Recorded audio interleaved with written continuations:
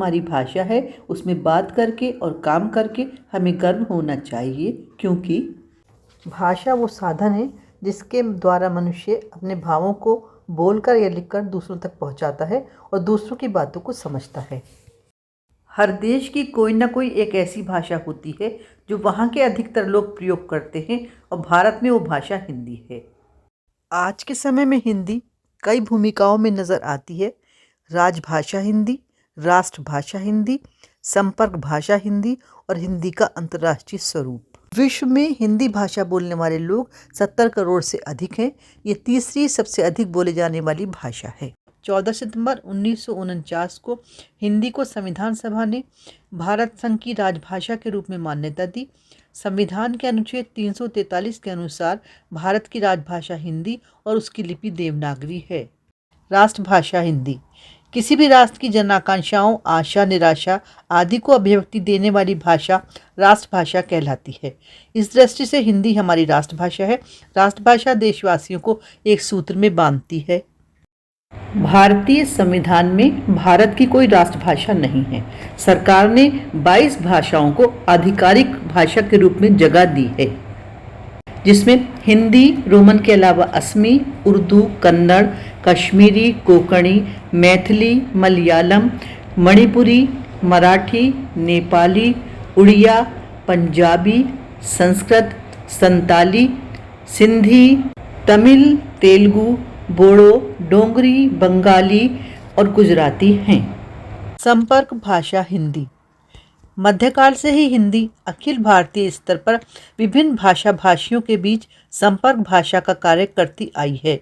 आधुनिक काल में भी संपर्क भाषा के रूप में हिंदी का प्रयोग होता है। रेडियो, दूरदर्शन, हिंदी सिनेमा की लोकप्रियता, पत्र पत्रिकाओं के प्रचार प्रसार से हिंदी केवल हिंदी भाषी प्रदेशों में प्रयुक्त भाषा न रहकर अखिल भारतीय स्तर पर कम्युनिकेशन की भाषा बन गई है। हिंदी का अंतर्राष्ट्रीय स्वरूप भारत के बाहर Suriname, Fiji, Mauritius, Trinidad, Guyana आदि देशों में सांस्कृतिक महत्व की दृष्टि से हिंदी भाषा का प्रयोग हो रहा है। यूरोप, एशिया और अमेरिका के अनेक देशों में इसका अध्ययन अध्यापन विदेशी भाषा के रूप में हो रहा है। हमारी हिंदी जो मातृभाषा, राष्ट्रभाषा और राज्य भाषा है और भारत यूरोपीय भाषा परिवार के अंतर्गत भी आती है। उसके बहुत से दूसरे नाम भी हैं। जानते हैं हिंदी के दूसरे नाम जो विभिन्न ऐतिहासिक कालखंडों में विभिन्न रेफरेंसेस में प्रयुक्त हुए थे। देखी, भाखा भाषा, देशनावचन विद्यापति के समय में, हिंदवी, दक्षिणी, रेखता, आर्य भाषा दयानंद सरस्वती, हिंदुस्तानी, खड़ी बोली, भारती आदि हिंदी के अन्य नाम हैं। हिंदी भाषा की विशेषताएं। हिंदी भाषा न सिर्फ हमारे देश की पहचान है बल्कि सरल, सुगम, सहज भाषा है जिसे दुनिया भर में समझने बोलने वाले बड़ी संख्या में हैं। हिंदी भाषा में जो लिखा जाता है वही पढ़ा जाता है। इसमें साइलेंट लेटर्स नहीं होते। निर्जीव वस्तुओं के लिए भी लिंग निर्धारण किया गया है। हिंदी का शब्दकोश बहुत बड़ा है। एक भाव को व्यक्त करने के लिए कई शब्द हैं। हिंदी की लिपि देवनागरी लिपि अत्यंत वैज्ञानिक है। हिंदी भाषा में बोलियों और देशज शब्दों को भी जगह मिली है। हिंदी बोलने और समझने वालों की संख्या बहुत अधिक है।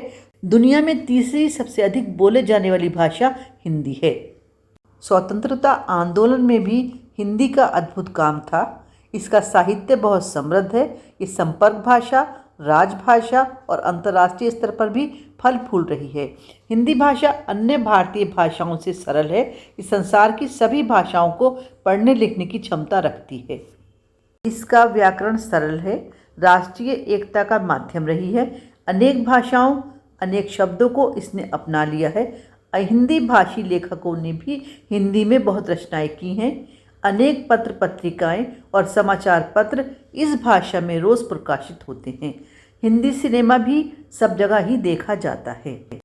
सही अर्थों में हिंदी एक भाषा न होकर एक भाषा समूह है जिसमें अनेक भाषाएं, उपभाषाएं और बोलियां आती हैं जो बहुत विस्तृत क्षेत्र में बोली जाती हैं। अंग्रेज़ी और चीनी भाषा के बाद हिंदी भाषा ही बोली जाती है। भाषा के कौशल को इंग्लिश में स्किल्स कहा जाता है। सुनना, बोलना, लिखना और पढ़ना भाषा के 4 कौशल होते हैं। इन्हीं 4 कौशलों के द्वारा भाषा को सही रूप से समझ और सीख पाते हैं। और हमारी हिंदी भाषा में ये चारों कौशल यानी गुण हाजिर हैं, मौजूद हैं, प्रेजेंट हैं। चैनल को सब्सक्राइब कर लीजिए, लाइक और शेयर भी करते रहिए, जिससे जब नया वीडियो कोई आए तो आपको पता चल जाए। तो प्यारे बच्चों, हिंदी भाषा के विषय में आपको इस वीडियो से काफ़ी जानकारी मिली होगी। उम्मीद करती हूँ आप इसे सीखेंगे, समझेंगे और याद भी रखेंगे। Thank you.